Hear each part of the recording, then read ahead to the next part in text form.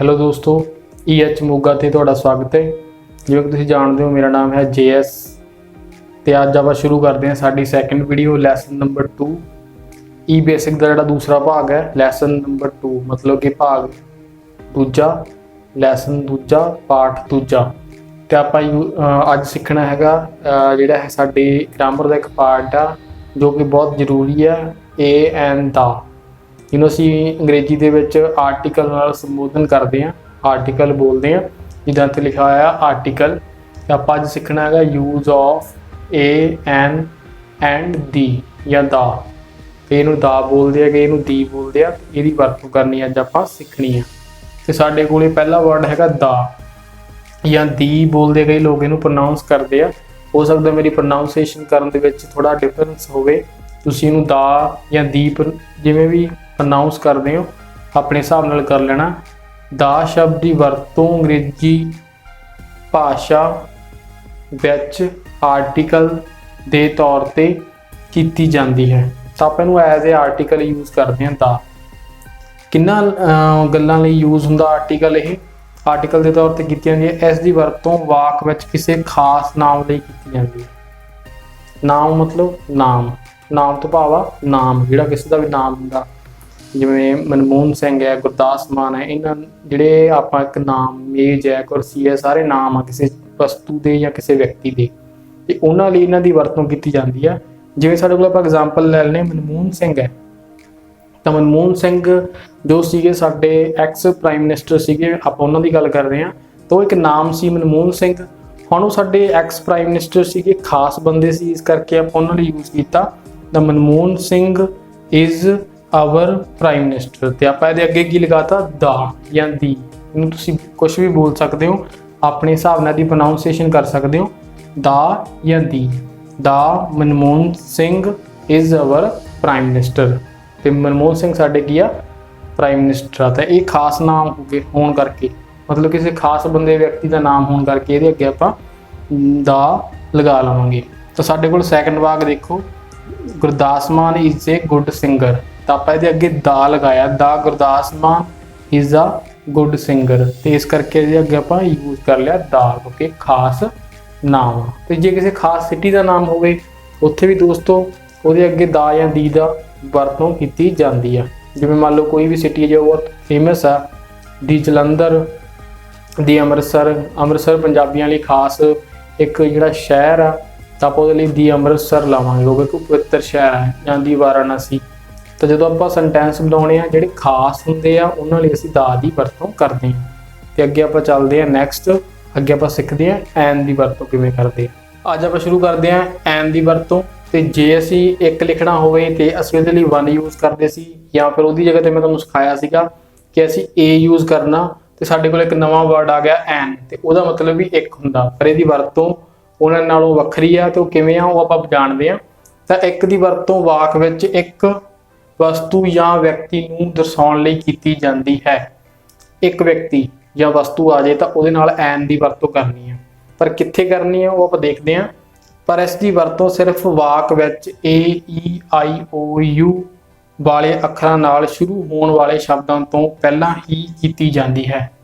ਤਾਂ ਹੁਣ ਵਾਕ ਵਿੱਚ ਮੰਨ ਲਓ ਸਾਡੇ ਕੋਲ ਸ਼ਬਦ ਆ ਜਾਂਦੇ ਆ, ਜਿਹੜੇ ਸ਼ਬਦ ਆਬਜੈਕਟ ਦੇ ਵਿੱਚ ਜਾਂ ਸਬਜੈਕਟ ਦੇ ਵਿੱਚ ਆ, ਉਹ ਸ਼ੁਰੂ ਹੁੰਦੇ ਆ AEIOU ਵੋਵਲਸ ਅੱਖਰ ਨਾਲ। ਪੰਜਾਬੀ ਜਿਹਨਾਂ ਨੂੰ ਸਵਰ ਅੱਖਰ ਬੋਲਦੇ ਆ, ਪੰਜਾਬੀ ਜਿਹੇ ਹੁੰਦੇ ਊੜਾ, ਆੜਾ, ਈੜੀ। ਤੇ ਆਪਾਂ ਇਹਨੂੰ ਇੰਗਲਿਸ਼ ਦੇ ਵਿੱਚ 5 ਵੰਡ ਲੈਂਦੇ ਆ, AEIOU।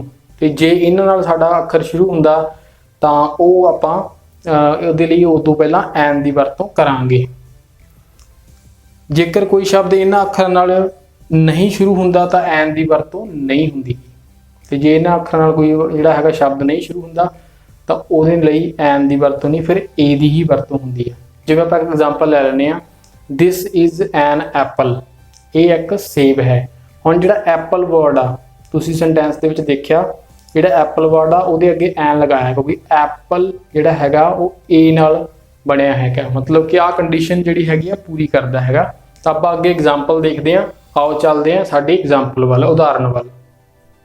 ਹੁਣ ਦੋਸਤੋ ਦੇਖੋ ਤੁਸੀਂ, ਜਿਵੇਂ ਆਪਾਂ ਯੂਜ਼ ਆਫ ਏ ਐਨ ਦਾ ਸਿੱਖ ਰਹੇ ਸੀ, ਤੇ ਉਹਦੇ 'ਚ ਆਪਾਂ ਐਨ ਬਾਰੇ ਗੱਲ ਕੀਤੀ ਸੀ ਕਿ ਜਿੱਥੇ ਵੋਵਲ ਦਾ ਅੱਖਰ ਆ ਉੱਥੇ ਹੀ ਐਨ ਦੀ ਵਰਤੋਂ ਹੁੰਦੀ ਆ। ਤੇ ਹੁਣ ਆਪਾਂ ਇੱਥੇ ਜਿਹੜਾ ਹੈਗਾ ਐਗਜ਼ਾਮਪਲ ਦੇ ਵਿੱਚ ਇੱਕ ਵਾਕ ਲਿਖਿਆ ਦਿਸ ਇਜ਼ ਐਨ ਐਪਲ, ਜਿਹਦਾ ਪੰਜਾਬੀ ਮੀਨਿੰਗ ਹੈਗਾ ਇਹ ਇੱਕ ਸੇਬ ਹੈ। ਤਾਂ ਇੱਥੇ ਇੱਕ ਆ ਗਿਆ ਤੇ ਇੱਥੇ ਅਸੀਂ ਐਨ ਯੂਜ਼ ਕੀਤਾ ਹੈਗਾ। ਇੱਥੇ ਐਨ ਯੂਜ਼ ਕਿਉਂ ਕੀਤਾ ਹੈਗਾ ਕਿਉਂਕਿ ਜਿਹੜਾ ਇਹ ਐਪਲ ਵਰਡ ਜਿਹੜਾ ਸੇਬ ਆ ਇਹਨੂੰ ਅੰਗਰੇਜ਼ੀ ਜਦੋਂ ਆਪਾਂ ਐਪਲ ਲਿਖਦੇ ਆ ਇਹਦੇ ਅੱਗੇ ਜਿਹੜਾ ਹੈਗਾ ਵੋਵਲ ਦਾ ਅੱਖਰ ਆ ਗਿਆ, ਜਿਹੜਾ ਏ ਹੈਗਾ ਇਹ ਵੋਵਲ ਦਾ, ਇਸ ਕਰਕੇ ਅਸੀਂ ਇੱਥੇ ਇੱਕ ਦੀ ਜਗ੍ਹਾ ਤੇ ਐਨ ਲਾਇਆ। ਤੇ ਇਸ ਕਰਕੇ ਜਿੱਥੇ ਵੋਵਲ ਦਾ ਅੱਖਰ ਆਉਣਗੇ, ਜਿਵੇਂ ਮੈਂ ਪਹਿਲਾਂ ਪਿੱਛੇ ਤੁਹਾਨੂੰ 5 ਵੋਵਲ ਤੇ ਲਿਖਾਏ ਆ ਏ ਈ ਆਈ ਓ ਯੂ, ਤਾਂ 5 ਸਾਡੇ ਕੋਲ ਅੱਖਰ ਹੈਗੇ ਆ ਜਿਨ੍ਹਾਂ ਦਾ ਪੰਜਾਬੀ 'ਚ ਤੁਸੀਂ ਦੇਖੋਗੇ ਤਾਂ ਇਹਨਾਂ ਨੂੰ ਸਵਰ ਕਹਿੰਦੇ ਆ ਤੇ ਆਵਾਜ਼ ਊੜਾ ਆੜਾ ਈੜੀ ਦੀ ਆਉਂਦੀ ਆ। ਉਹ ਤੁਹਾਨੂੰ ਅੱਗੇ ਦੱਸਦੇ ਕਿੱਦਾਂ ਊੜਾ ਆੜਾ ਈੜੀ ਦੀ ਆਵਾਜ਼ ਆਉਂਦੀ ਆ। ਤੇ ਇਹ ਇੱਕ ਸੇਬ ਹੈ ਆਪਾਂ ਕਰ ਲਿਆ। ਹੁਣ ਸਾਡੇ ਕੋਲ ਦੂਸਰੀ ਐਗਜ਼ਾਮਪਲ ਦੇਖੋ, ਜੇ ਆਪਾਂ ਦੂਜੀ ਉਦਾਹਰਨ ਵੇਖੀਏ ਦਿਸ ਇਜ਼ ਅ ਚੇਅਰ, ਇਹ ਕੁਰਸੀ ਹੈ, ਇਹ ਇੱਕ ਕੁਰਸੀ ਦਾ ਪੰਜਾਬੀ ਮੀਨਿੰਗ ਹੈ ਇਹ ਇੱਕ ਕੁਰਸੀ ਹੈ। ਤੇ ਹੁਣ ਇਹਦੇ ਵਿੱਚ ਇੱਕ ਇਹਦੇ ਵਿੱਚ ਵੀ ਯੂਜ਼ ਹੋਇਆ, ਇੱਥੇ ਇੱਕ ਲੱਗਿਆ ਹੈ ਤਾਂ ਇੱਥੇ ਕੁਰਸੀ ਹੈ। ਜੇਕਰ ਇੱਥੇ ਇੱਕ ਵਰਤੋਂ ਕੀਤੀ ਗਈ ਹੈ ਤਾਂ ਇੱਥੇ ਕੁਰਸੀ ਲਿਖਿਆ ਹੈ, ਆਪਾਂ ਕੁਰਸੀ ਵੋਵਲ ਨਾਲ ਸ਼ੁਰੂ ਨਹੀਂ ਹੁੰਦੀ ਅੰਗਰੇਜ਼ੀ ਦੇ ਵਿੱਚ। ਜਦੋਂ ਆਪਾਂ ਕੁਰਸੀ ਦੀ ਅੰਗਰੇਜ਼ੀ ਬਣਾ ਕੇ ਚੇਅਰ ਲਿਖਦੇ ਹਾਂ ਤਾਂ ਇੱਥੇ ਵੋਵਲਸ ਕੋਈ ਨਹੀਂ ਆਇਆ, ਇਸ ਕਰਕੇ ਇੱਥੇ ਅਸੀਂ ਜਿਹੜਾ ਵਰਡ ਆ ਏ ਯੂਜ਼ ਕੀਤਾ। ਤਾਂ ਅਸੀਂ ਇੱਥੇ ਇੱਕ ਵਰਡ ਜਿਹੜਾ ਯੂਜ਼ ਕੀਤਾ ਉਹ ਹੈ ਏ। ਤਾਂ ਅਸੀਂ ਇੱਥੇ ਇੱਕ ਲਈ ਜਿਹੜਾ ਹੈਗਾ ਇੱਥੇ ਹੁਣ ਰੂਲ ਡਿਫਰੈਂਟ ਹੋ ਗਏ ਕਿਉਂਕਿ ਇੱਥੇ ਵੋਵਲਸ ਨਹੀਂ ਆਇਆ, ਆਹ ਵਾਲਾ ਜਿਹੜਾ ਅੱਖਰ ਹੈ ਉਹ ਵੋਵਲਸ ਨਹੀਂ ਆ, ਤਾਂ ਅਸੀਂ ਇੱਥੇ ਕੀ ਯੂਜ਼ ਕੀਤਾ ਹੈਗਾ ਏ ਯੂਜ਼ ਕੀਤਾ ਹੈਗਾ। ਤਾਂ ਇਹ ਡਿਫਰੈਂਸ ਸੀਗਾ ਕਿ ਇਹ ਜਿਹੜਾ ਹੈਗਾ ਐਨ ਕਿਉਂ ਯੂਜ਼ ਕਰਦੇ ਆ। ਤਾਂ ਹੁਣ ਆਪਾਂ ਨੈਕਸਟ ਸਿੱਖਦੇ ਆ ਏ। ਤੇ ਦੋਸਤੋ ਜਿਵੇਂ ਆਪਾਂ ਵਰਤੋਂ ਸਿੱਖ ਰਹੇ ਸੀ ਯੂਜ਼ ਆਫ ਏ ਐਨ ਦਾ ਦੀ ਵਰਤੋਂ, ਤੇ ਉਹਦੇ ਵਿੱਚ ਆਪਾਂ ਪੜ੍ਹ ਰਹੇ ਸੀ ਐਨ ਇੱਕ, ਪਰ ਉਹਦੇ 'ਚ ਇੱਕ ਸ਼ਰਤ ਹੋਰ ਆ। ਆਪਾਂ ਇਹਦੇ ਅਗਲੇ ਫੇਜ਼ ਤੇ ਆ ਗਏ ਆ। ਇੱਕ ਸ਼ਰਤ ਹੋਰ ਆ, ਪਰ ਇੱਕ ਹੋਰ ਵੀ ਸ਼ਰਤ ਲਾਗੂ ਹੁੰਦੀ ਹੈ ਕਿ ਇਹਨਾਂ ਅੱਖਰਾਂ ਦੀ ਜਿਹੜੀ ਆਵਾਜ਼ ਆ ਵੋਵਲਸ ਦੀ ਆਉਣੀ ਚਾਹੀਦੀ ਆ ਪੰਜਾਬੀ ਦੇ ਵਿੱਚ। ਪੰਜਾਬੀ ਦੇ ਜਿਹੜੇ ਸਵਰ ਆ ਨਾ ਸਾਡੇ ਸਵਰ ਜਿਹੜੇ ਹੈਗੇ ਊੜਾ ਆੜਾ ਈੜੀ 3 ਸਵਰ ਆ, ਤੇ ਉਹਨਾਂ ਦੀ ਆਵਾਜ਼ ਦੇ ਨਾਲ ਇਹਨਾਂ ਦੀ ਆਵਾਜ਼ ਜਿਹੜੀ ਮੈਚ ਕਰਦੀ ਹੋਣੀ ਚਾਹੀਦੀ ਆ। ਕਿੱਦਾਂ ਆਪਾਂ ਉਹ ਦੇਖਦੇ ਆ। ਜਿਹੜੀ ਅੰਗਰੇਜ਼ੀ ਦੇ ਵਿੱਚ 5 ਵੋਵਲ ਆ ਏ ਈ ਆਈ ਓ ਯੂ, ਤੇ ਜਿਹੜਾ ਵੀ ਸ਼ਬਦ ਉਹਦੇ ਨਾਲ ਸ਼ੁਰੂ ਹੁੰਦਾ ਉਹਨਾਂ ਦੀ ਆਵਾਜ਼ ਜਿਹੜੀ ਪਹਿਲੇ ਅੱਖਰ ਦੀ ਆ ਉਹ ਪੰਜਾਬੀ ਦੇ ਸਵਰ ਜਿਹੜੇ ਊੜਾ ਆੜਾ ਈੜੀ ਨਾਲ ਮੈਚ ਹੋਣੀ ਚਾਹੀਦੀ ਆ, ਨਾਲ ਮੇਲ ਹੋਣੀ ਚਾਹੀਦੀ ਹੈ। ਕਿਵੇਂ ਆਪਾਂ ਉਹ ਇਹ ਚੀਜ਼ ਸਿੱਖਦੇ ਆ ਐਗਜ਼ਾਮਪਲ ਦੁਆਰਾ, ਉਦਾਹਰਨ ਦੁਆਰਾ। ਸਾਡੇ ਕੋਲ ਪੰਜਾਬੀ ਵਿੱਚ ਜਿਹੜੇ ਸਵਰ ਜਿਨ੍ਹਾਂ ਨੂੰ ਅੰਗਰੇਜ਼ੀ ਵਿੱਚ ਵੋਵਲਸ ਕਹਿੰਦੇ ਆ ਉਹ ਹੈਗੇ ਊੜਾ ਆੜਾ ਈੜੀ। ਪੰਜਾਬੀ ਵਿੱਚ 3 ਜਿਹੜੇ ਹੈਗੇ ਸਵਰ ਆ ਊੜਾ ਆੜਾ ਈੜੀ, ਤੇ ਅੰਗਰੇਜ਼ੀ ਵਿੱਚ ਇਹ 5 ਆ ਏ ਈ ਆਈ ਓ ਯੂ। ਹੁਣ ਜਿਵੇਂ ਆਪਾਂ ਇੱਥੇ ਆਪਾਂ ਵਾਕ ਕੀਤਾ ਸੀ ਉਸ ਤੋਂ ਪਹਿਲਾਂ ਐਪਲ ਵਾਲਾ ਦਿਸ ਇਜ਼ ਐਨ ਐਪਲ, ਉਹਦੇ ਵਿੱਚ ਜਿਹੜਾ ਐਪਲ ਸੀਗਾ ਜਦੋਂ ਆਪਾਂ ਐਪਲ ਨੂੰ ਹੂਬਹੂ ਪੰਜਾਬੀ ਦੇ ਵਿੱਚ ਐਪਲ ਹੀ ਲਿਖਾਂਗੇ ਤਾਂ ਐਪਲ ਦਾ ਜਿਹੜਾ ਪਹਿਲਾ ਅੱਖਰ ਆ ਉਹ ਆੜਾ, ਜੇ ਉਹ ਆੜਾ ਆਇਆ ਤਾਂ ਉਹ ਸਵਰ ਦੀ ਗਿਣਤੀ ਵਿੱਚ ਆਉਂਦਾ। ਅਸੀਂ ਪੜ੍ਹਿਆ 3 ਸਵਰ ਆ ਊੜਾ ਆੜਾ ਈੜੀ, ਤੇ ਸਾਡਾ ਕੋਲ ਸੈਕੰਡ ਸਵਰ ਜਿਹੜਾ ਹੈਗਾ ਆੜਾ ਆ ਗਿਆ। ਜੇ ਆੜਾ ਆਉਣ ਤੋਂ ਬਾਅਦ ਦੇਖਦੇ ਹਾਂ, ਜੇ ਆੜਾ ਆ ਗਿਆ ਤੇ ਫਿਰ ਅਸੀਂ ਇਹ ਇੱਥੇ ਐਨ ਦੀ ਵਰਤੋਂ ਅੰਗਰੇਜ਼ੀ ਦੇ ਵਿੱਚ ਕਰਾਂਗੇ। ਤਾਂ ਐਪਲ ਦੇ ਅੱਗੇ ਅਸੀਂ ਕੀ ਲਗਾ ਦਾਂਗੇ ਐਨ ਲਗਾ ਦਾਂਗੇ। ਇਹ ਰੂਲ ਕਿਉਂ ਲਾਗੂ ਹੁੰਦਾ ਕਿਉਂਕਿ ਅੱਗੇ ਇਹੋ ਜਿਹੇ ਵਾਕ ਆਉਣਗੇ ਜਿਹਦੇ ਵਿੱਚ ਵੋਵਲਸ ਯੂਜ਼ ਹੋਇਆ ਹੁੰਦਾ ਪਰ ਉਹਦੀ ਆਵਾਜ਼ ਜਿਹੜੀ ਹੈਗੀ ਊੜਾ ਆੜਾ ਈੜੀ ਨਹੀਂ ਆਉਂਦੀ, ਔਰ ਜਿਹੜੇ ਹੈਗੇ ਆ ਸਟੂਡੈਂਟ ਕਨਫਿਊਜ਼ ਹੋ ਜਾਂਦੇ ਮੇਰੇ ਦੋਸਤ ਕਿ ਹੁਣ ਇੱਥੇ ਵੋਵਲਸ ਆਇਆ ਸੀਗਾ ਪਰ ਫਿਰ ਵੀ ਜਿਹੜੀ ਆਵਾਜ਼ ਆ ਉਹ ਜਿਹੜੀ ਵਰਤੋਂ ਆ ਉੱਥੇ ਏ ਦੀ ਵੀ ਹੋਈ ਆ। ਉਹ ਆਪਾਂ ਅੱਗੇ ਤੁਹਾਨੂੰ ਐਗਜ਼ਾਮਪਲ 'ਚ ਦੱਸਦੇ ਹਾਂ ਕਿ ਕਿੱਦਾਂ ਉਹ ਸੈਂਟੈਂਸ ਆ ਸਕਦੇ ਆ। ਤਾਂ ਸਾਡੇ ਕੋਲ ਹੁਣ ਚੇਅਰ ਆਪਾਂ ਇੱਥੇ ਪੜ੍ਹਿਆ ਸੀਗਾ ਚੇਅਰ ਬਾਰੇ ਕਿ ਦਿਸ ਇਜ਼ ਏ ਚੇਅਰ, ਇਹ ਕੁਰਸੀ ਆ, ਅਸੀਂ ਉੱਥੇ ਏ ਲਗਾਇਆ ਸੀ। ਹੁਣ ਚੇਅਰ ਦਾ ਜਿਹੜਾ ਪਹਿਲਾਂ ਦੇਖੋ ਅਸੀਂ ਪੰਜਾਬੀ ਦੇ ਵਿੱਚ ਇਹਨੂੰ ਉਸੇ ਤਰ੍ਹਾਂ ਲਿਖੀਏ ਚੇਅਰ, ਤੇ ਜਿਹੜਾ ਚੱਚਾ ਹੈਗਾ ਚੱਚਾ ਜਿਹੜਾ ਹੈਗਾ ਵਿਅੰਜਨ ਦੇ ਵਿੱਚ ਆਉਂਦਾ, ਪੰਜਾਬੀ ਵਿੱਚ ਸਵਰਾਂ ਦੇ ਵਿੱਚ ਨਹੀਂ ਆਉਂਦਾ, ਇਸੇ ਕਰਕੇ ਅਸੀਂ ਇੱਥੇ ਏ ਦੀ ਵਰਤੋਂ ਕੀਤੀ ਆ। ਤਾਂ ਮੈਂ ਆਈ ਹੋਪ ਤੁਹਾਨੂੰ ਇੰਨਾ ਜਿਹੜਾ ਕੰਸੈਪਟ ਹੈਗਾ ਆਰਟੀਕਲ ਦਾ ਕਲੀਅਰ ਹੋ ਗਿਆ ਹੋਊਗਾ ਕਿ ਐਨ ਦੀ ਵਰਤੋਂ ਕਿਉਂ ਕਰਦੇ ਆ। ਜਿੱਥੇ ਵੋਵਲ ਦਾ ਆਉਂਦੇ ਆ ਮੋਟਾ ਸਾਡੇ ਕੋਲ ਇੱਕ ਹੈਗਾ ਜਿਹਨੂੰ ਅਸੀਂ ਤੁੱਕਾ ਕਹਿ ਸਕਦੇ ਹਾਂ ਕਿ ਜਿੱਥੇ ਵੋਵਲਸ ਆਉਣਗੇ ਏ ਆਈ ਓ ਯੂ ਉੱਥੇ ਅਸੀਂ ਵੋਵਲਸ ਦੀ ਵਰਤੋਂ ਕਰਨੀ ਆ, ਪਰ ਜਿੱਥੇ ਵੋਵਲਸ ਨਾਲ ਸ਼ਬਦ ਨਹੀਂ ਸ਼ੁਰੂ ਹੁੰਦੇ ਉੱਥੇ ਅਸੀਂ ਏ ਦੀ ਵਰਤੋਂ ਕਰਾਂਗੇ। ਪਰ ਅਸੀਂ ਇੱਕ ਜਿਹੜਾ ਇਹ ਵਾਲਾ ਕੰਸੈਪਟ ਆ ਇਹਦਾ ਵੀ ਖਿਆਲ ਰੱਖਣਾ ਕਿ ਜੇ ਸਾਡੇ ਕੋਲ ਊੜਾ ਆੜਾ ਈੜੀ ਦੇ ਵਿੱਚ ਜਿਹੜੇ ਹੈਗੇ ਸਾਡੇ ਵੋਵਲਸ ਕਨਵਰਟ ਨਹੀਂ ਹੁੰਦੇਗੇ, ਉਹਨਾਂ ਦੀ ਆਵਾਜ਼ ਉਸੇ ਤਰ੍ਹਾਂ 5 ਵੋਵਲ ਦੀ ਜਿਹੜੀ ਆਵਾਜ਼ ਆ ਪੰਜਾਬੀ ਦੇ ਵਿੱਚ ਊੜਾ ਆੜਾ ਈੜੀ ਨਹੀਂ ਆਉਂਦੀਗੀ, ਤਾਂ ਅਸੀਂ ਫਿਰ ਇਸ ਕੀ ਕਰਨਾ ਹੈਗਾ ਉੱਥੇ ਏ ਹੀ ਲਾਵਾਂਗੇ ਐਂਡ ਨਹੀਂ ਲਾਵਾਂਗੇ। ਇਹ ਐਪਲ ਆ ਤਾਂ ਐਪਲ ਦਾ ਜਿਹੜਾ ਆੜਾ ਉਹ ਸਵਰ ਦੇ ਵਿੱਚ ਆਉਂਦਾ, ਤੁਸੀਂ ਉਹਨੂੰ ਮਾੜਾ ਜਿਹਾ ਕਨਵਰਟ ਕਰਕੇ ਦੇਖ ਲੈਣਾ ਹੈਗਾ ਕਿਉਂਕਿ ਰਾਈਟਿੰਗ ਸਕਿੱਲ ਦੇ ਵਿੱਚ ਬਹੁਤ ਜ਼ਰੂਰੀ ਹੁੰਦਾ।